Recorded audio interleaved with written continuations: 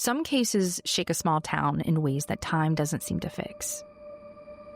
The kind of cases that don't just leave behind a crime scene, but doubt, fear, and questions that no one seems to have the answers to. It's the kind of story where the truth seems to be just below the surface, but it slips away whenever someone gets close to it. This is a case full of close calls, anonymous voices, and physical evidence that was there, but ahead of its time. And the worst part of all is the 35 years of silence that would follow the brutal end to a woman's life and remain unsolved. This is the story of Deborah Waggoner. I'm Ashley. And I'm Ricky. And this is Crime Salad.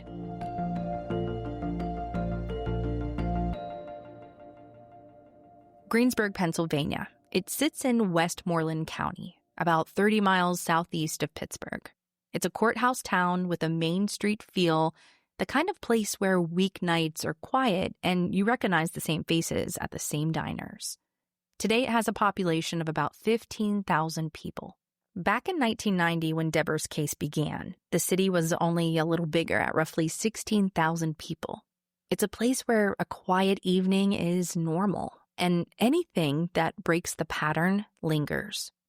Now, some of those listening might recognize Greensburg from the Greensburg Six. This case was about the 2010 murder of Jennifer Doherty that drew national attention, a 30-year-old woman with intellectual disabilities who was torturously murdered by not one assailant, but 6. It's a case that still defines the city in a lot of people's minds.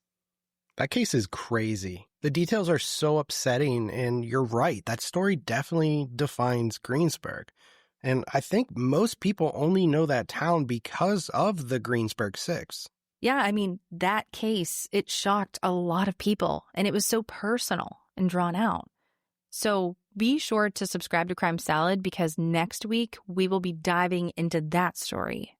But anyway, that's how the story kind of put Greensburg on the map in the true crime world. But before that all happened, Greensburg was already carrying a different unanswered story. The unsolved 1990 killing of Deborah Waggoner. That earlier case never left the community's memory, even as the Greensburg Six dominated the news years later. So let's talk about Deborah. Now, when you search for Deborah June Waggoner, what you find is facts about her death, not so much her life. That's part of the heartbreak of this case. She was a 25-year-old fast food manager from South Greensburg, juggling work and the everyday quiet moments of small-town living. But who she was, her dreams, favorite song, personality, none of that made it to public information outlets. All we really have is that she lived with her boyfriend and his mother. And that's so frustrating because you want to feel like you know her before you hear what happened. It gives you something to hold on to. And all we really get are these scraps of information from police reports. And I think it's important to give a glimpse of who she was. But in this case, she's just a victim. And that's really sad. Exactly. And that's why it's so important to say even the few pieces that we do know before we walk through the night that everything changed. Because once you see the timeline, the decisions she made, where she went and when, you start to understand how quickly an ordinary night turned into something no one saw coming. On the night of April 17th in 1990, Deborah had what seemed like an ordinary plan. Around 7 p.m., she left her South Greensburg home in her faded green 1976 Chevrolet Malibu. And she told her boyfriend, Charles Stader, that she was headed to the nearby coin-operated Carbon car wash to clean her car. It was very close by, so Charles didn't expect her to be gone for more than an hour. Before she left, he asked her to grab a pack of cigarettes on her way home, and she agreed. That was the last time anyone saw Deborah alive. Hours passed, and by the early morning of April 18th, the streets of Hempfield Township were quiet under the cold frost of dawn. Greensburg Police Officer David Knoll was on his routine patrol when he turned into the lot of the Carbon car wash, not because of a call or anything like that, but simply just to turn around. The business had closed the night before at 8 p.m. and wouldn't be open again until later that morning which is why the sight of a faded green Malibu parked near the vacuum cleaner caught his attention. Curious, Noel pulled up alongside the car and peered through the glass, and what he saw was horrifying. Inside, lying between the front and back seats, was a woman, motionless. Noel immediately radioed for backup. When officers arrived, they quickly realized the scene was not a medical emergency, it was a crime scene. Deputy Coroner Dennis Johns pronounced the woman dead at 6:30 a.m., and she was identified as 25-year-old Deborah Waggoner, who appeared to have been strangled. And what's weird about this is there was nothing unusual about what she was doing. Washing your car, picking up cigarettes for your boyfriend. She's probably ran that errand 100 times before without even thinking twice. And then all of a sudden, she's just found like this. But car washes, gas stations, and even laundromats, they can be some of the most dangerous places for women, especially late at night. You're focused on your task, your guard is down, and then most of the time, you're alone. Add in the fact that these places are usually poorly lit or tucked away, and you've got the perfect setup for someone with bad intentions. And the spot that Deborah went to that night, it was exactly this kind of place. It was familiar, convenient, but isolated. It was the Carbon Car Wash, just off Carbon Road in Hemphill Township, Pennsylvania. The car wash was about a 5-minute drive from Deborah's house, and locals, they knew it well. One person who grew up in the area and actually put us onto this story told us that they would even hang out there as a teenager, killing time with friends. It was an ordinary neighborhood landmark that Deborah probably visited all the time. So when something like this happened, everyone was shocked and confused that something so gruesome would happen here. Yeah, and in small towns like this, I'm sure everyone started to speculate, trying to come up with a reason why something like this would happen. And that's exactly what happened here. There's been speculation over the years that Deborah might have had a history of drug use or frequent romantic encounters that could have played a role in her death. But when you look at statements from her friends and her family, there's nothing to back that up. No one who actually knew her had anything negative to say. In their eyes, Deborah didn't have any enemies, and she certainly wasn't involved in anything that would explain a crime like this. And even if those rumors had been true, and there's nothing to say that they were, the details of this crime don't match what you would expect from something like a drug deal gone bad or a robbery. This wasn't quick, it was brutal. Exactly. So let's get into those details. An autopsy determined that the cause of death was asphyxiation from ligature compression to the neck, which means someone had used an object rather than their hands to strangle Deborah. But that was just the surface of the horror of what happened to this woman. The results showed that Deborah had been strangled to death with her own sweater. Jeez. She had fought hard against her attacker, using every ounce of strength she had to save her own life.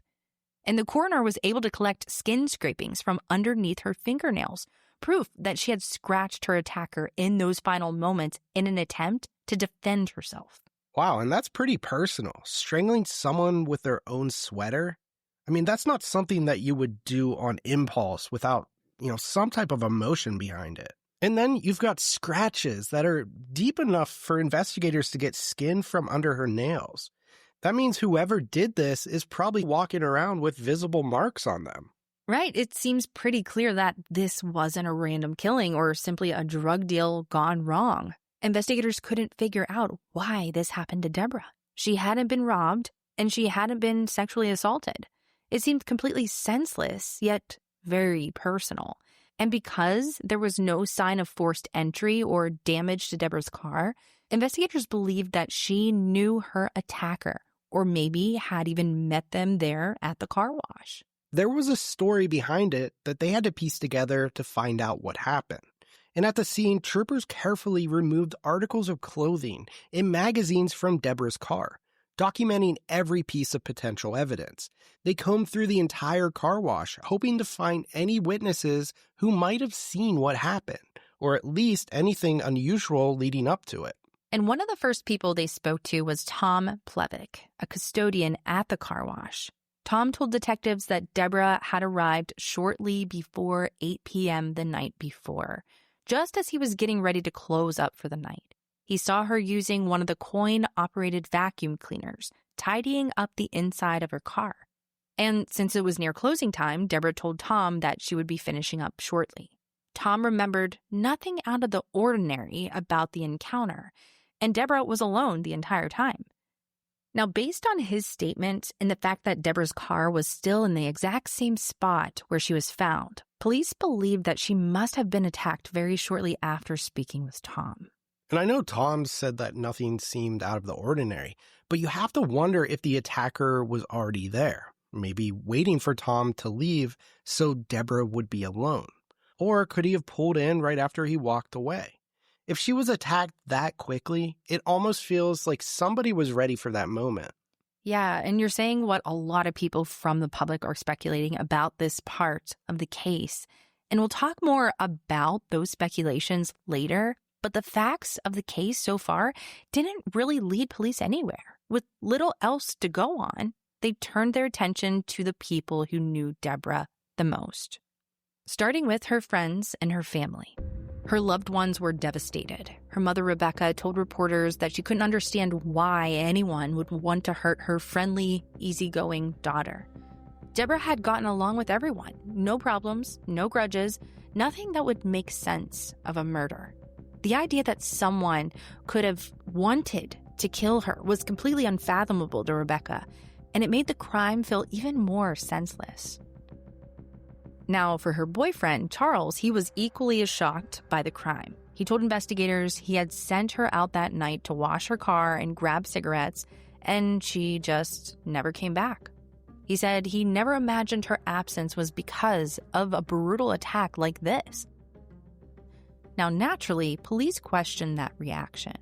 And I'm sure everyone else did too. If she was only supposed to be gone for an hour, why didn't he go looking for her or call 911 if she never came back? And in so many cases like this, the significant other is always the first person that police look into. Yeah, so Charles, he was definitely put under the microscope by the police until they checked every box. But any suspicion of Charles was quickly put to rest. He cooperated fully, even agreeing to take a polygraph test, which he passed. So they questioned everyone connected to Deborah, friends, coworkers, neighbors, even casual acquaintances. But the story was always the same. Everyone had an alibi, and not a single person had anything negative to say about her. There were no hidden grudges, no unresolved conflicts, nothing in her personal life that pointed to a motive.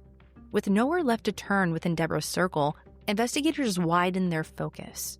Pennsylvania State Police Lieutenant Ronald Hackenberg, head of major crimes in Greensburg, issued a public plea. If anyone had seen Deborah on Wednesday night or early Thursday morning, they were urged to contact police immediately.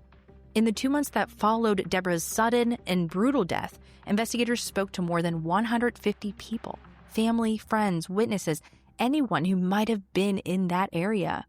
But despite the effort, there wasn't a single viable lead. No suspicious sightings, no names to chase, no theory that fit the evidence. Officials continued to make public appeals, asking for tips or even the smallest detail that could connect the dots. But nothing brought them close to understanding who killed Deborah Waggoner, or even why. You have to think about the manpower it took to cast such a huge net. Talking to over 150 people and still nothing. That's crazy. And for a case like this, it means that the killer either got incredibly lucky or they knew exactly how to disappear after it happened. You would think that in such a small circle, it would be easy to trace the story back to the source. There's so much overlap and everyone kind of knows each other. Right. And the momentum, it didn't stop. This was such a brutal attack, and whoever did it couldn't have just disappeared that easily. So by August of 1990, investigators had spoken to another 100 people in connection with Deborah's murder. The search had stretched far beyond Greensburg, through all of Westmoreland County, and even into neighboring Allegheny County. But the results were the same. A few new tips, each one ending in another dead end. The case was barely 4 months old, but detectives could already feel it starting to cool. Leads were drying up, Questions were piling higher than answers, and there wasn't much left to turn to. Then something unexpected happened. Pennsylvania State Police announced that they had received an anonymous letter from someone claiming to have information about Deborah's case. The letter included certain details that were not shared publicly about what happened to her at the car wash, the kind of details that suggested the writer might actually know something. That's big. Yeah, this might be the big break that they needed. However, it was short-lived.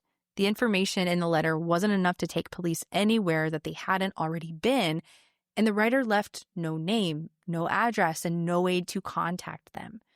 Without that follow-up, it was just another mystery in the case. Damn, that's so brutal. I mean, finally getting something that feels like a real lead, and then it just slips away. It makes you wonder if they were scared or, knew more than they were willing to say.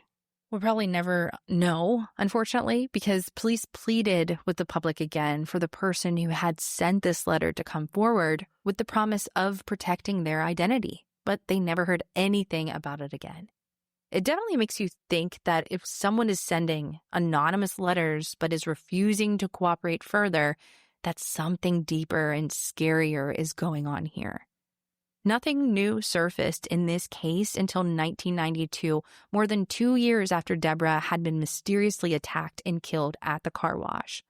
That year, a woman called the state police in Greensburg, claiming that she had information about Deborah's murder. Detectives immediately jumped onto the lead, hoping that this was finally the break that they'd been waiting for. They worked to corroborate what the caller told them, and while some of her details did help provide a little more context about what might have happened that night, it wasn't enough to bring them closer to an arrest. And then, just like before, the trail went cold. Every time the police seemed to gain new information, it was just out of reach of real answers. Investigators began to believe that people out there, especially this woman, knew more than they were willing to share. They pleaded with her to call back, to revisit some of the details that she had given them, but she never did, and the case stalled again. I mean, it's the same situation. They got some details, but not enough to make an arrest or really gain any new evidence at all. So to me, it's kind of like someone's trying to solve the case, but they're still kind of protecting themselves, right? I mean, it's kind of strange. Right. I mean, the caller could have been the letter writer, and hopefully one day we can find out who that person is. But at this point, if she did know more, she was holding it back. As the years went by, Deborah's loved ones did what they could do to keep her memory alive. Investigators gathered every detail they could, from questioning those closest to her to chasing hundreds of leads across multiple counties, but none of it ever led to hard evidence. 10 years later, in April of 2000, the case was officially considered cold. Files still sat in the Pennsylvania State Police office in Greensburg, thick with interviews and dead-end tips.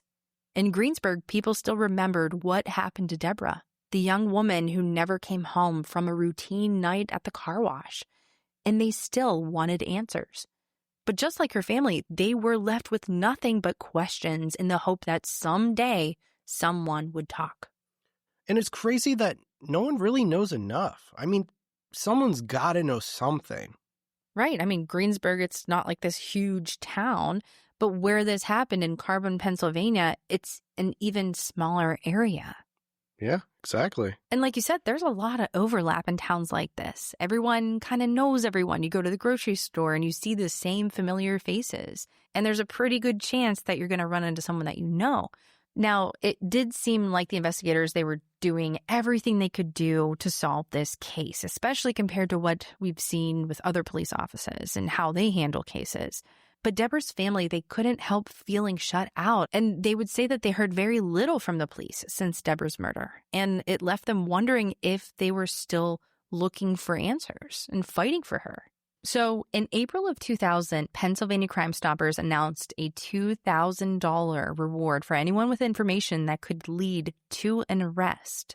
Her case may have been cold, but the people who wanted answers, they hadn't given up.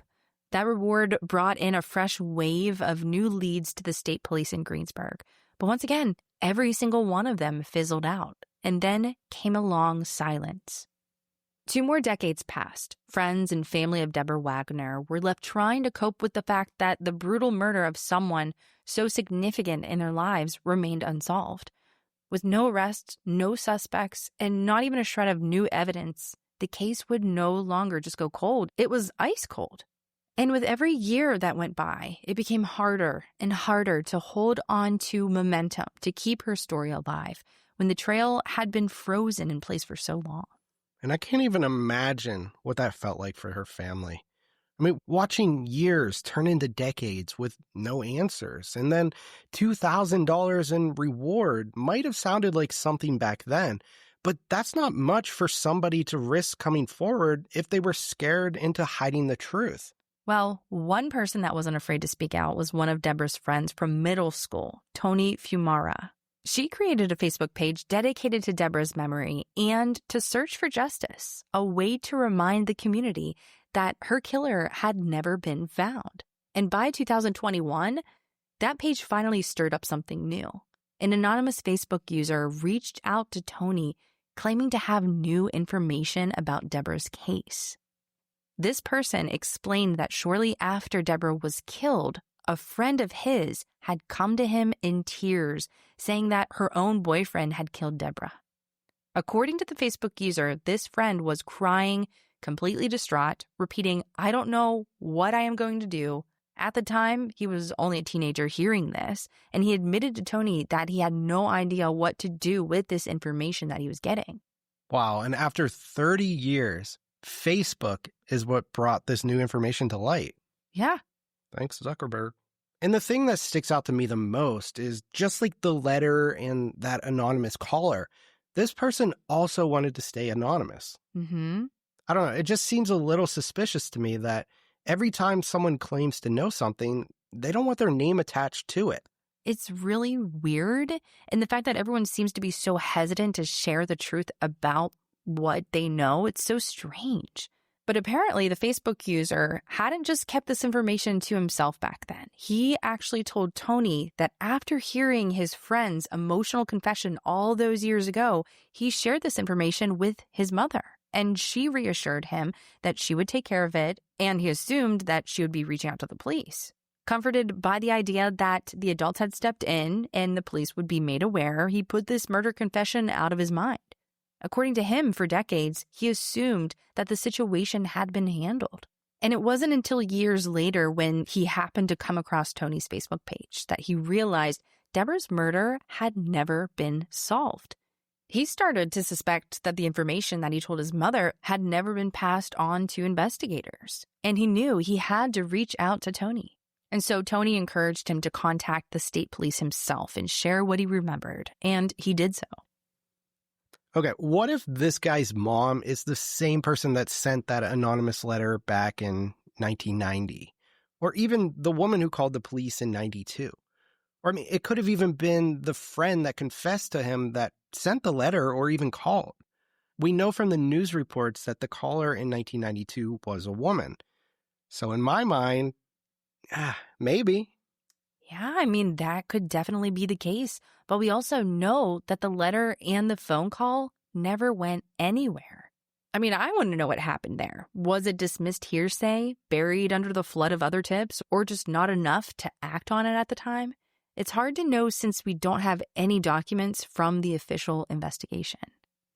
But police handled this just like they did all the other leads they gained over the years. According to them, news outlets eventually got wind of this Facebook exchange and reached out to the anonymous user directly. In a phone interview, he repeated the same account Toni had shared, that shortly after Deborah's murder, a friend confided in him, saying that her boyfriend had killed the girl at the car wash. He also explained that after reconnecting with Toni, he did exactly what she encouraged him to do. He spoke at length with an investigator from the state police in Greensburg. But after that conversation, he never heard back. Once again, it seemed like a promising lead had surfaced, only to fade into silence. And that's where you start to wonder about the follow-through. And I'm not going to knock investigators. I'm sure they've been over every inch of this case. But if this guy sat down with them and gave them a full account, why wasn't there some type of update? Even just we looked into it and here's what we found. I mean, from the outside, it feels like every time a new lead shows up, it just vanishes into some black hole.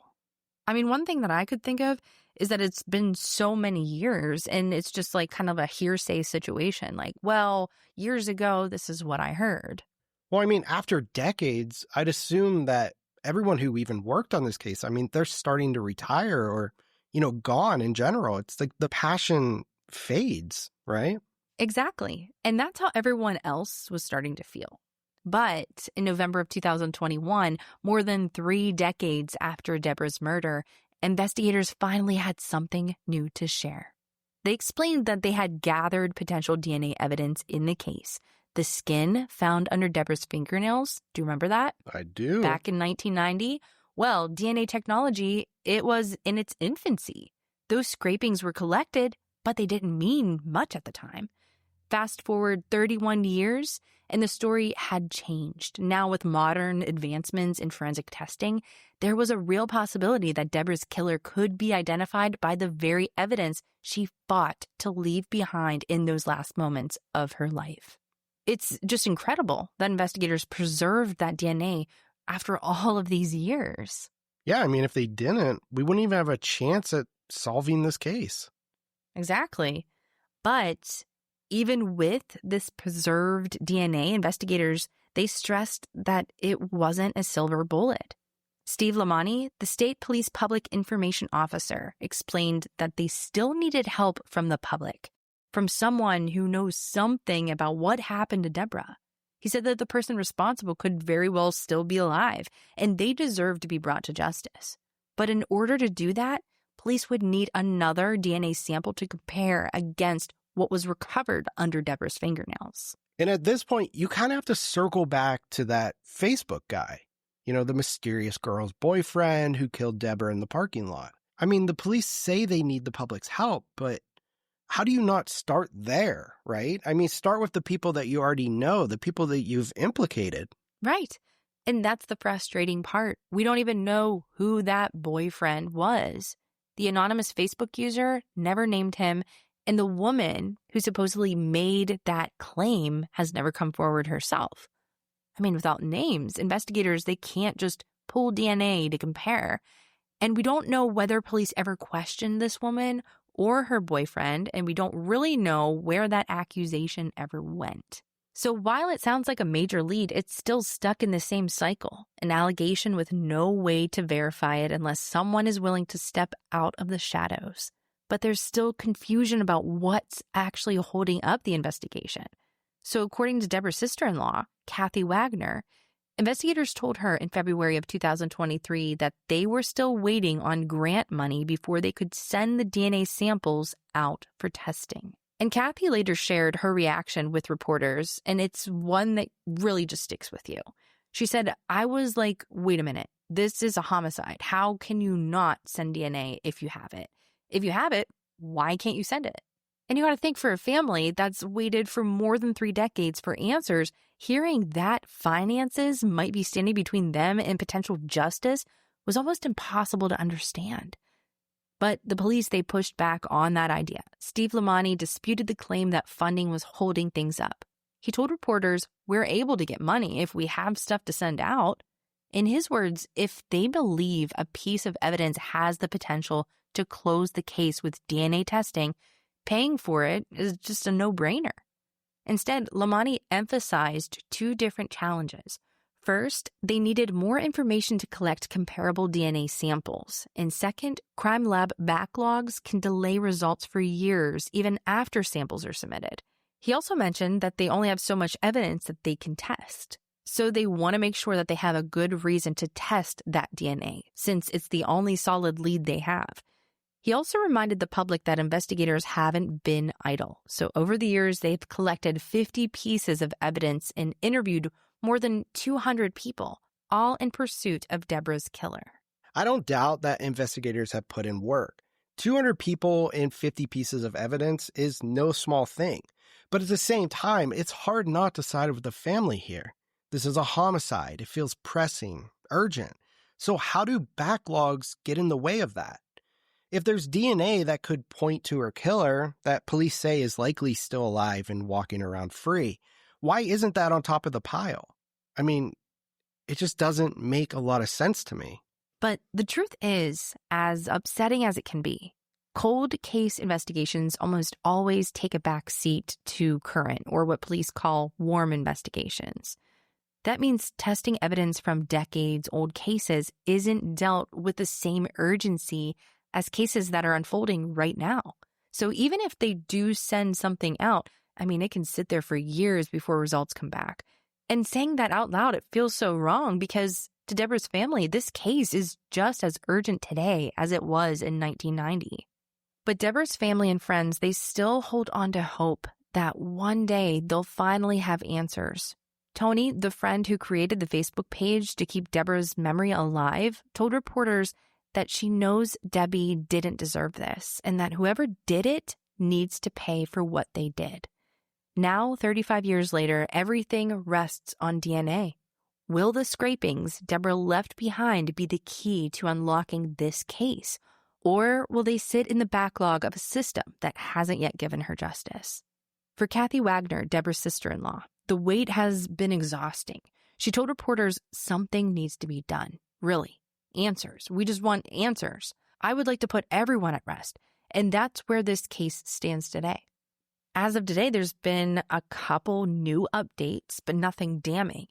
As of April 18th of this year, 2025, there's a new push for answers. Pennsylvania State Police TIPS, a program within the law enforcement agency in Pennsylvania that is dedicating to solving crimes across the state, announced a $5,000 reward for information that could finally solve Deborah's case. It's a way of reminding the public that after 35 years, investigators haven't given up, and justice for Deborah Waggoner is still possible. But it's strange because Deborah's case hasn't seen the kind of attention that you might expect. There hasn't been much coverage from podcasters or even the media. Most of what we know comes from local reporting over the years. And there's some public speculation in response to these reports. One of the most common is about Deborah's boyfriend at the time, Charles Stader. People wonder why he didn't immediately go to the car wash when Deborah hadn't come back within a reasonable amount of time. After all, it was only a 5-minute drive from their house. If Charles would have gone to check on her, he would have found her car sitting right there by the vacuum cleaner. Others say that there isn't a lot of information about Deborah's daily life available, and we can't say for sure that Deborah wasn't the kind of person who would sometimes meet up with friends or stay out late. If this was a routine for her, it wouldn't have raised alarms if she didn't come home. And we can't fault Charles for something he was used to if that was the case. A few other spectators have pointed fingers at the custodian who spoke with investigators that morning. They wonder how he could have seen Deborah around closing time just before 8 and not question why her car was still sitting there when he finished his closing tasks and went home. To some, that detail just doesn't add up. There are even those who believe his DNA should be compared against the skin found beneath Deborah's fingernails. But again, this is all speculation, and it's not enough for police to run a test, taking that risk on the small amount of evidence that they do have. And don't get me wrong, I get why people would go there. When you don't have the answers, your mind kind of starts filling in the blanks. And yeah, the custodian being one of the last people to see her alive makes him stand out. But at the same time, suspicion, it's not evidence. And it's easy to say now, decades later, that this DNA should be tested against Charles, against the mysterious boyfriend that supposedly killed Deborah, against the custodian. But unless investigators had something solid to tie them to the crime, they're just another name. And that's the reality of a case like this. But for Deborah's family, speculation, it doesn't bring them any closer to justice. What they need is evidence that can finally point to the truth. And right now, we're not sure what will happen or if anything ever will. All we can do is hope that we'll get one more tip that will lead to the right person. If you have any information about the murder of Deborah Waggoner, no matter how small it may seem, you can reach out to PSP Tips at 800-472-8477. Their email is psptipsemail@gmail.com, or you can visit their Facebook page dedicated to sharing updates and gathering information. Thank you all so much for listening to this week's episode. If you found this story important, please consider sharing it to help keep Deborah's name alive. And as always, we would love to hear your thoughts in the comments. What do you think police should do at this point? Also, check out our website. Ricky did an amazing job at putting it together. We added some awesome merch that's available to you. Help support the show. crimesaladpodcast.com. Stay safe out there, and we'll see you next time.